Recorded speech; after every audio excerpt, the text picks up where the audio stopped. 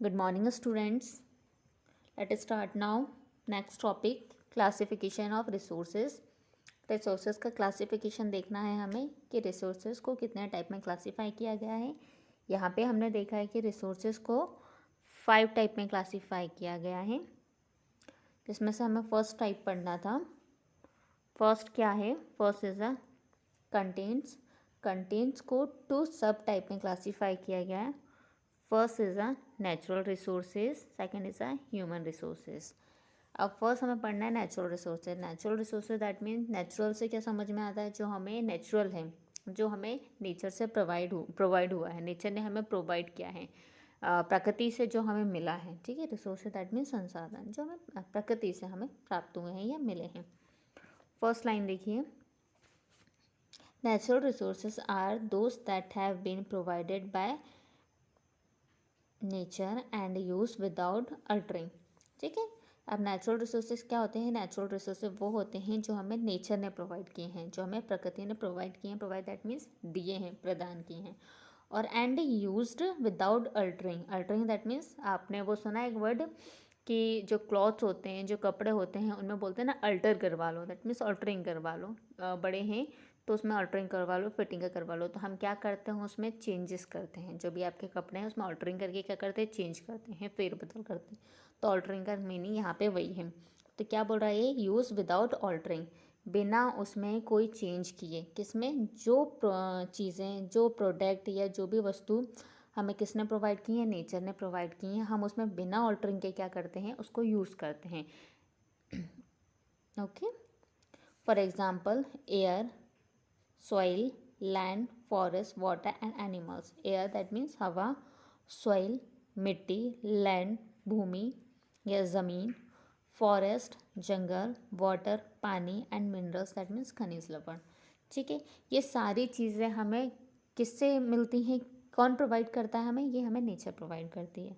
अब आप फॉरेस्ट को ले लो, जंगल को ले लो, जैसे आपको प्रोवाइड करेगी नेचर, वैसे आप उसको यूज़ करोगे। वो एयर को ले लीजिए, एयर में आप कोई चेंजेस तो करेंगे नहीं। ठीक है, यदि गर्मी का मौसम है, गर्म हवा चल रही है तो वो गर्म ही चलेगी, आप उसको ठंडा तो कर नहीं सकते हो। ठीक है, ठंड में ठंडी हवा चल रही है तो वो ठंडी हो गई। मतलब मैं कहने का मतलब क्या है कि नेचर हमें जो प्रोवाइड करती है और उसमें हम बिना चेंज किए जब उसको यूज़ करते हैं तो वो नेचुरल रिसोर्सेज में आ जाता है। Second is a human resources.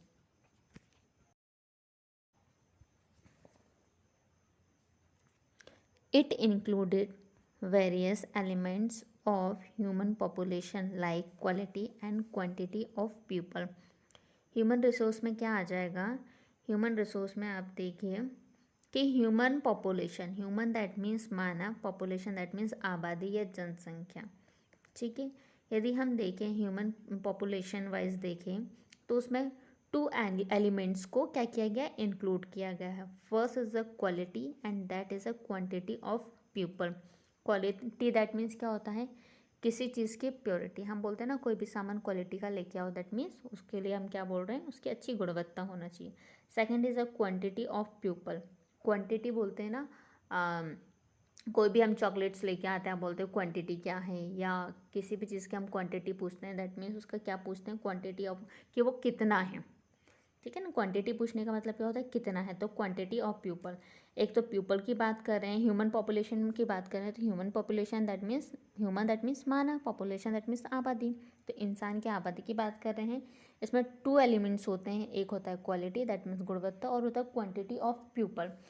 ठीक है, अब मैं यहाँ पे आपकी क्लास की बात करूँ तो मैं पहले बोलूँगी आपकी क्लास की स्ट्रेंथ कितनी है, क्वांटिटी कितनी है, क्वांटिटी ऑफ पीपल कितने हैं।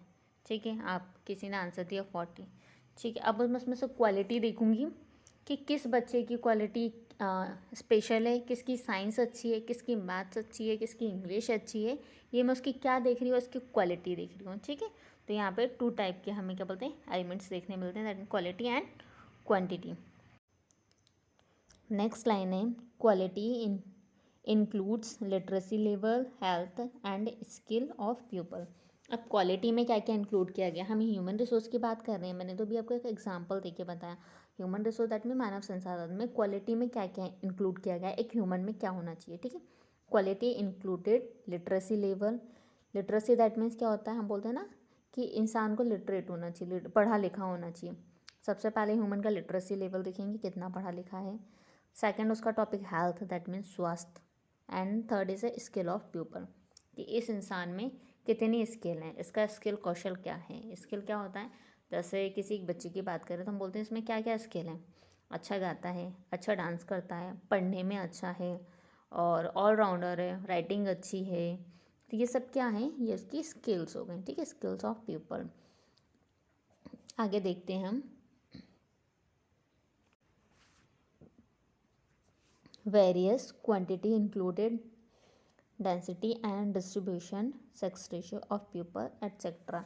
और क्वांटिटी में क्या इंक्लूड किया गया है, density and distribution. Density that means घनत्व, डिस्ट्रीब्यूशन दैट मीन्स वितरण या बांटना। ठीक है, यदि चॉकलेट्स है तो हम बोलते हैं ना जितनी भी चॉकलेट्स आपके पास हैं आप उसको क्या डिस्ट्रीब्यूट कर लो, बांट लो अपने फ्रेंड्स में। सेकेंड है सेक्स रेशियो ऑफ पीपल। जो पीपल दैट मीन्स जो लोग हैं उनका सेक्स रेशियो दैट मीन्स लिंग अनुपात, मेल और फीमेल कितने हैं। ठीक है, आगे देखते हैं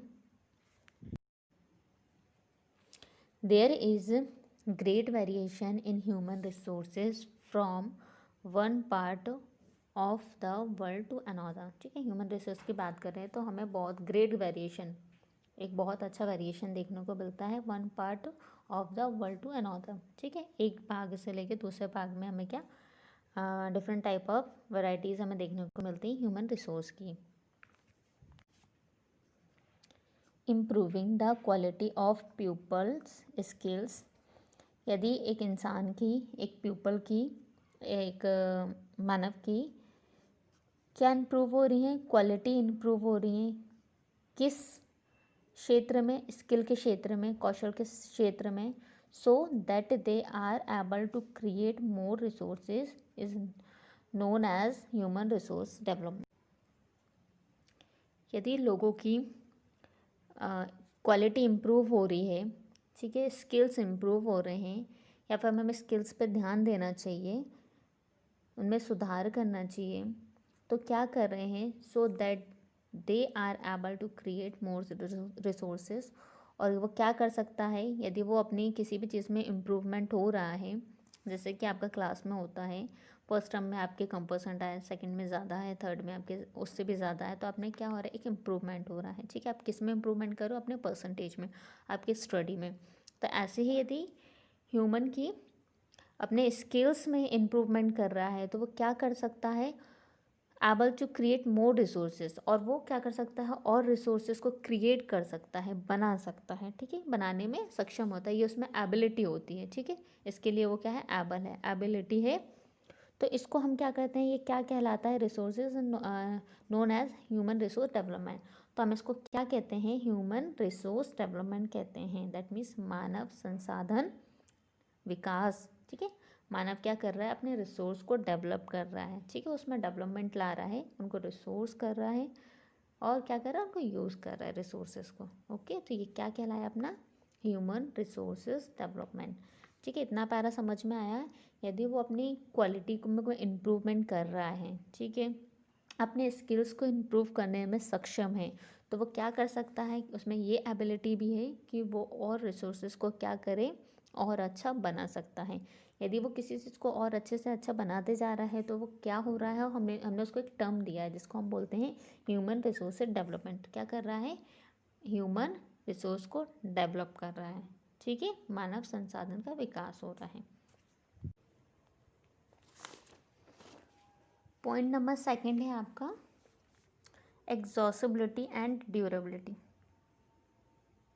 ठीक है, इसको भी टू सब टाइप में डिस्ट्रीब्यूट किया गया है। First is a exhaustible resources, या जिसको बोलते हैं नॉन रिन्यूएबल रिसोर्सेज। ठीक है, अब ये एग्जॉस्टिबिलिटी दैट मीन्स क्या होता है, इसका मीनिंग होता है थकावट।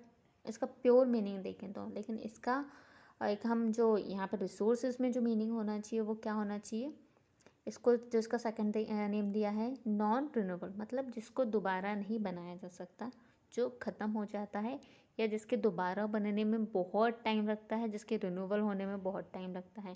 जैसे घर में कोई सामान, फर्नीचर का सामान ख़राब हो जाता है तो हम लोग उसको बोलते हैं इसका रिनोवेशन करवा लेते हैं, ठीक है, या इसको एक्सचेंज कर लेते हैं, इसको दूसरा बना लेते हैं, ठीक है।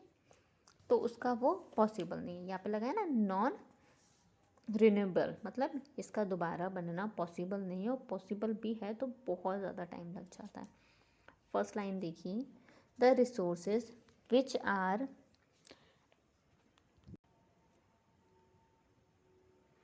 exhaustible and non-renewable in nature are categorized under this, ठीक है।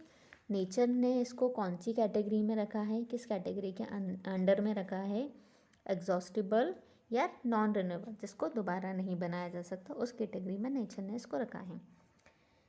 Next line, these resources gate finished with used, यदि इस रिसोर्स को हम यूज़ करेंगे ज़्यादा तो ये क्या हो जाएगा, गेट फिनिश्ड, ख़त्म हो जाएगा।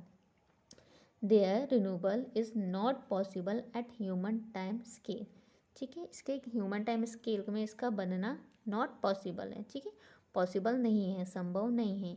It take million of year for them to regenerate, ठीक है, इसको बनने का कितना टाइम चाहिए रहता है, कितना टाइम लगता है इसको रीजनरेट होने में, दोबारा बनने में मिलियंस ऑफ ईयर्स लग जाते हैं, जितने में एक आदमी 4 बार जन्म ले लेगा, ठीक है।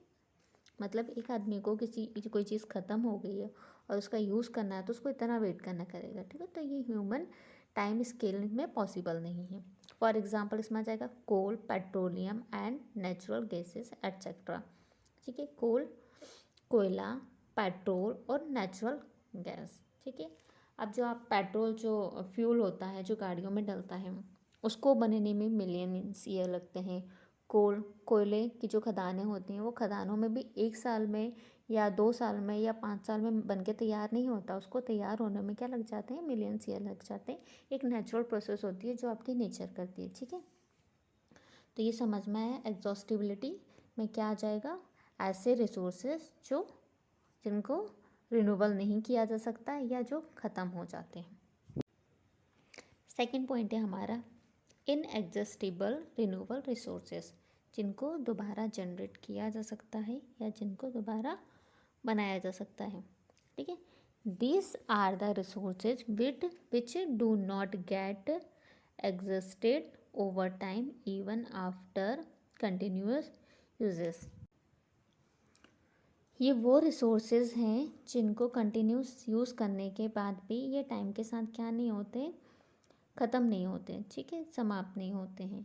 दीज रिसोर्सेज गेट रिन्यूड और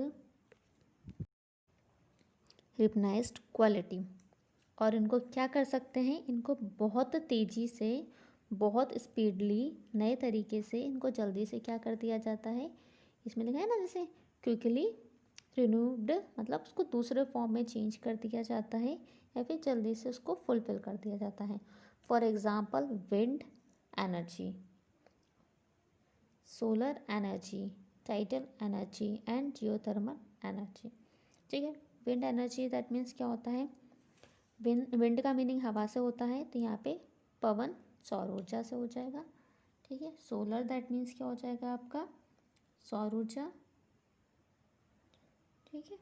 विंड एनर्जी पवन ऊर्जा, सोलर एनर्जी सौर ऊर्जा, और टाइडल एनर्जी ज्वारीय ऊर्जा जो टाइडल से बनती है, और जियोथर्मल एनर्जी मतलब जो ज़मीन की एनर्जी से, भूतापीय ऊर्जा से जो बनती है। इस एनर्जी को क्या किया जाता है, ये कभी भी ख़त्म नहीं होती हैं, क्योंकि विंड, सोलर, ये सब क्या है, नेचुरल रिसोर्सेज में आता है, और नेचुरल रिसोर्सेज का एंड होता है क्या, नहीं होता है, ठीक है। Yet careless and wasteful use of some of this renewable resources, यदि हम इस रिन्यूएबल रिसोर्सेज का केयरलेस या लापरवाही से या वेस्टफुल तरीके से यूज़ करेंगे तो resources can affect both the quality and quantity of their stock, तो क्या होगा, इसके स्टॉक, इसके क्वालिटी और क्वांटिटी, ये जो इसका स्टॉक होगा, जिस भी रिन्यूएबल रिसोर्स की हम बात कर रहे हैं, यहाँ पे हम फॉर एग्जांपल वाटर की बात कर रहे हैं, ठीक है, यदि हम उसका केयरलेस और वेस्टफुल तरीके से यूज़ करेंगे तो उसका किस पे इफ़ेक्ट पड़ेगा, उसकी क्वांटिटी और क्वालिटी पे दोनों पे इफ़ेक्ट पड़ेगा।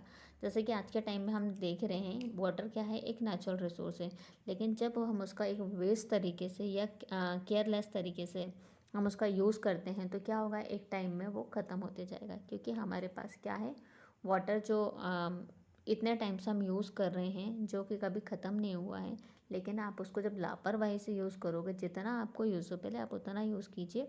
उसके अलावा यदि आप उसका यूज़ कर रहे हो तो आप क्या कर रहे हो, उसको वेस्ट कर रहे हो, वेस्ट में जाने दे रहे हो, ठीक है, जो कि हमारे लिए बहुत ज़रूरी है। तो कहीं ना कहीं उसके स्टॉक जो होगा, उसका जो स्टॉक, दैट मीन्स हम किसी भी चीज़ को जब इकट्ठा करते हैं या इकट्ठा करके रखते हैं तो उसके स्टॉक पे कहीं ना कहीं इफ़ेक्ट पड़ेगा, ठीक है।